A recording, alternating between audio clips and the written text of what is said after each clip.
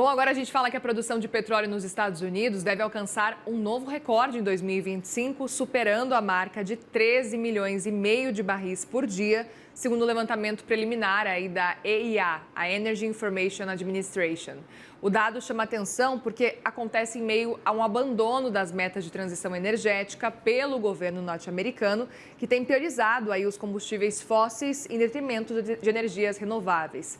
E para analisar esse cenário, a gente recebe aqui no CNN Money o professor Pedro Cortes, analista de clima e meio ambiente da CNN Brasil. Tudo bem, professor? Bom dia. Bom dia, Muriel. Tudo bom? Tudo bem. Queria muito te ouvir sobre esse cenário, esse movimento que a gente está acompanhando, porque me lembra e me remete muito ao discurso de posse de Donald Trump lá no começo do ano, nesse segundo mandato, em que ele repetiu aquela frase clássica, o drill, baby, drill. Exatamente. No fim das contas, não é muito distante do que ele já vem pregando, né? Veja, Muriel, isso tem exatamente uma conexão muito grande com esse discurso inicial, né, o discurso de posse do Donald Trump, e mostra que realmente esses incentivos à indústria petrolífera nos Estados Unidos, eles vêm surtindo efeito. Ele já vinha numa produção crescente.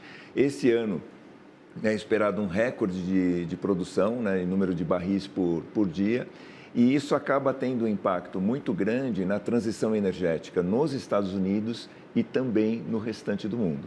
E nós, lembrando que nós estamos há poucos meses, né, há menos de 2 meses aí no início da COP30. Exatamente. E lembrando, né, Donald Trump saiu do Acordo de Paris, enfim, não é nenhuma novidade, a gente sabe que esse cenário, no fim das contas, com Donald Trump entrando, é um movimento diferente, né, entrando, voltando para o poder lá nos Estados Unidos, isso aconteceria. E eu queria entender o que isso significa para o mercado global de energia, esse movimento que Donald Trump faz e agora essa quantidade, então, de petróleo nesse momento sendo produzido lá nos Estados Unidos. Então, nós não temos ainda dados consolidados sobre a evolução da produção a partir de fontes renováveis esse ano nos Estados Unidos, como isso se deu. Sim. Tá? Até o final do ano passado, os Estados Unidos eles vinham num crescente, né, de produção a partir de fontes renováveis e eu acredito que tenhamos um impacto importante este ano, por quê? O preço, a maior produção do petróleo, de petróleo faz com que ocorra uma redução, e nós temos aqui o gráfico desde 2000, né, está sendo projetado em tela, desde 2000, a produção do ano passado e a expectativa em vermelho, ali no cantinho superior direito, a expectativa de recorde para 2025.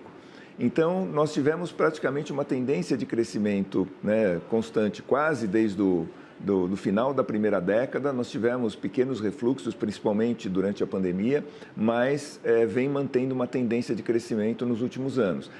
E isso acaba colocando o petróleo num preço mais baixo, né, não só no mercado americano, mas no mercado internacional. Isso pode levar os Estados Unidos efetivamente a abandonarem, né, na prática, a transição energética para fontes renováveis, e isso acaba impactando diversos outros países que passam a realmente considerar o petróleo ainda como uma fonte possível para a geração de energia elétrica, para a movimentação de frota, e isso pode arrefecer as políticas de transição energética em vários países, lembrando esse contexto internacional, né, de protecionismo exacerbado, que acaba prejudicando diversos países no comércio internacional, alguns mais, outros menos. Então, muitos governos devem pensar, não, eu vou tentar adiar essa transição, porque isso pode custar caro e o petróleo está barato.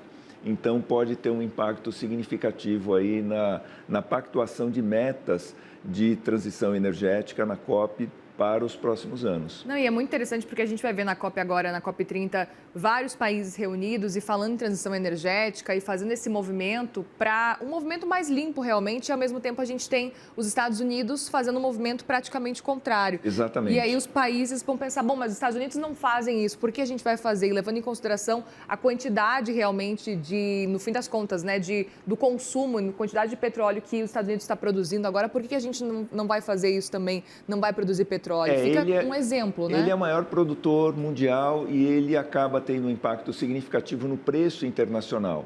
É claro que para ele não é muito interessante que o preço baixe significativamente, porque ele tem na produção do chamado petróleo de xisto, né, o shale gas, né, o gás de xisto, ele tem uma produção significativa, mas essa produção ela só é viável com a cotação acima de determinado valor. Então, ele não pode deixar que abaixe muito o preço.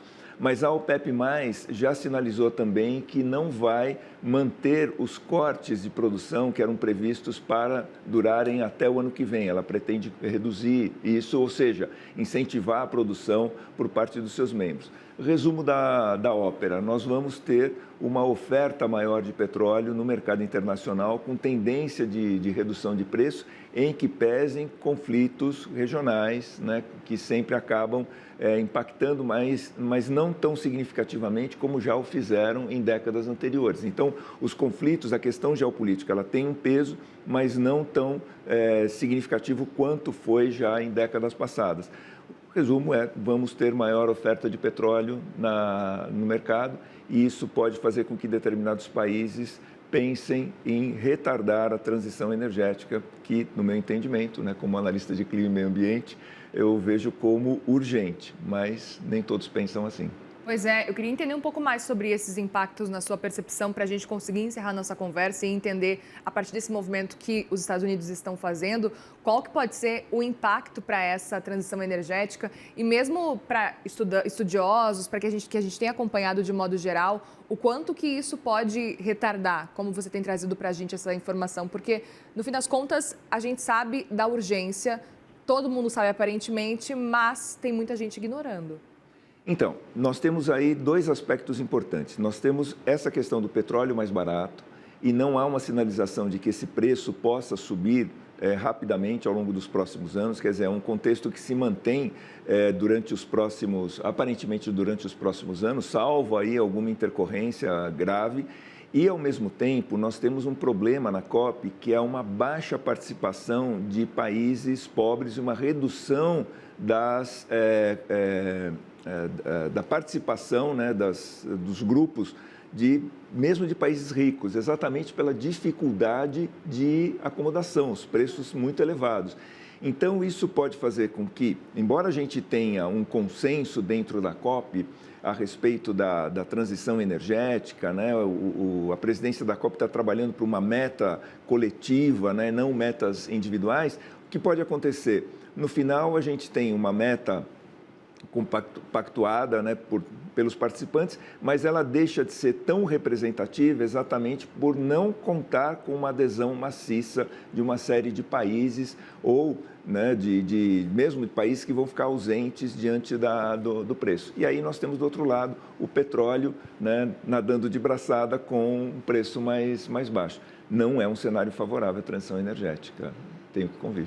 Vamos acompanhar de perto. Professor, muito obrigada, viu? Eu que agradeço, Muriel. Obrigada.